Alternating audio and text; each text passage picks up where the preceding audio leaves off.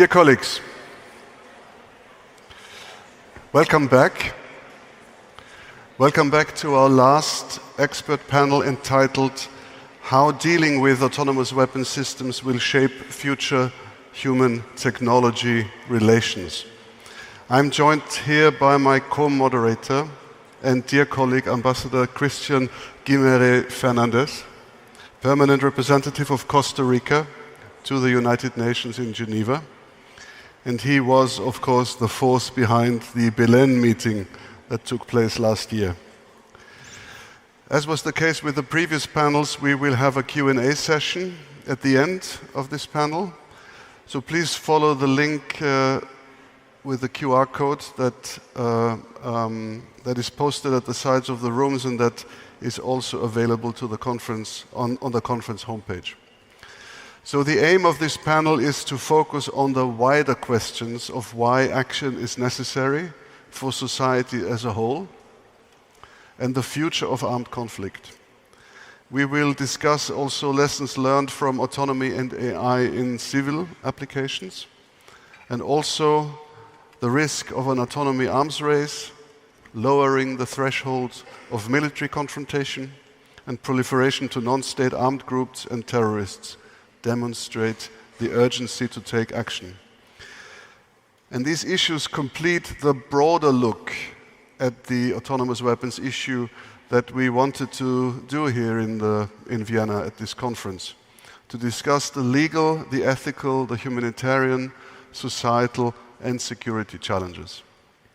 And to help us unpack these complex issues, we have here a panel of outstanding experts, starting on my immediate left with Dr. Emilia Jaworski, Director of the Futures Program at the Future of Life Institute. Then Professor Kenneth Payne, Professor of Strategy at King's College London. Then Dr. Patricia Lewis, Research Director, International Security at Chatham House. Dr. Thompson Chengeta, Reader in Law, Liverpool John Moores University, and board member of the UN Secretary General's Advisory Board on disarmament matters. And last but not least, Professor Mary Ellen O'Connell, Robert and Marion Short Professor of Law and Professor of International Peace Studies, Kroc Institute at the University of Notre Dame. And I hand over to my colleague, Christian. Thank you, Alexander, and I'm very pleased to be here. First of all, I want to thank Austria and the Minister of Foreign Affairs to gathering us here for this important issue, and also for the successful conference. Having been in the other side since yesterday, and now I'm here, the pool is full. The room is full, and it's very nice. Alexander, 70 years ago, Costa Rica decided to abolish its army. It was a very, very courageous decision. It's not a model to export, but since then, my country has doubled its commitment to promoting the international law and multilateralism as an alternative to consolidate, first of all, our own security, but also to consolidating a solid and lasting peace in the global community. And Costa Rica actively fosters dialogue around peace and security. That is why we hosted last year in February the first regional meeting to discuss the humanitarian and social impact of autonomous weapons systems in challenges these weapons could pose to our region. And our region has a shared vocation to promote and safeguard the international peace and security. Therefore, it was normal that all the region, Latin American countries and the Caribbean countries, we gathered again for foster a dialogue regarding the need to prohibit and regulate the autonomous weapon system. The Belém communiqué accentuated the regional committed to protecting human dignity and compliance with international law, including international humanitarian law, but also international human rights law. That's why we perceive our region as recipients also of the autonomous system, because the armed transfer and organized crime are the pressing problem in Latin America. Into this current situation, we add significant levels of complexity to the task of protecting the region's stability, all due to the availability of this system that were not created in our area. This is not saying that it's a North and South problem, no, but it's true that we are not producers of these systems. But let's move to our panelists, and we have asked them to address a specific guiding questions for the first and short round of presentation of few minutes. I will start with Emilia, who will address what are the implications for civilian life societies of the autonomous weapons systems continue to be unregulated, taking decision over life and death. Thank you. Welcome. Thank you. Thank you so much for having me. I think we've heard a lot at this conference already around the proliferation risks of these systems, not only among states, but to non-state actors and to terrorist groups. And especially thinking towards types of autonomous, anti-personnel autonomous weapons that could target select groups of people and be used as weapons of genocide or even to do individual level assassinations.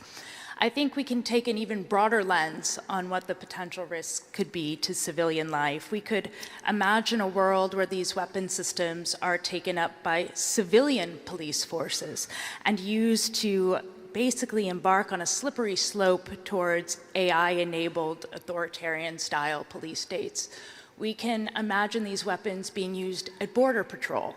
We can imagine in a world with a worsening climate crisis that these weapons are used to patrol vital natural resources like water reserves.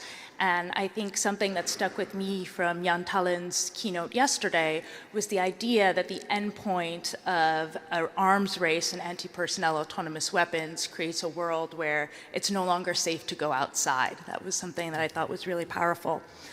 In my work, in addition to thinking about civilian risks, I also think a lot about potential benefits of AI. And I think there's a lot we can learn from the history of other dual-use technologies and how do you actually realize a positive future with a dual-use technology.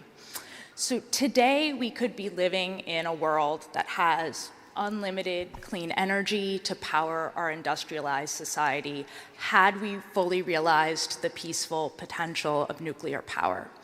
But we don't live in that world, and that is in part because society's first encounter with nuclear technology was in the form of a nuclear weapon and then living for decades under fear of global nuclear war. On top of that, society then experienced nuclear accidents due to inadequate safety engineering. And sort of putting this all together, that not only stigmatized the technology, but then when you sort of go to govern in a landscape of fear and fallout, you end up over-regulating and ending up in a very highly stringent regulatory environment that effectively made safe, ubiquitous nuclear power impossible. And to this day, the physicists, the scientists behind that technology, they carry the weight that their field was used to create weapons, and then they did not realize the good applications.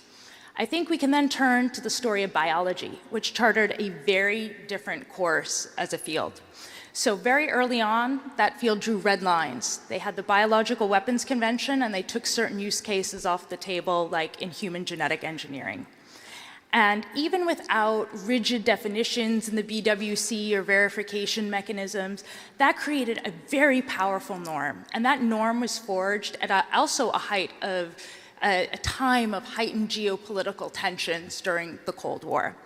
And by taking the weapons issue off of the table, that allowed biology to flourish. I'm very proud today, as a biologist by training, that my field is associated with new therapies for patients and innovations in agriculture and not with mass destruction. So as we turn to AI today, we have to consider there's immense humanitarian potential of this technology. This technology could accelerate every single one of the Sustainable Development Goals and unlock a really positive future for humanity. But to get there, that starts with drawing red lines. And prohibiting AI from killing human beings is what we need to do if we want to unlock that positive future with the technology.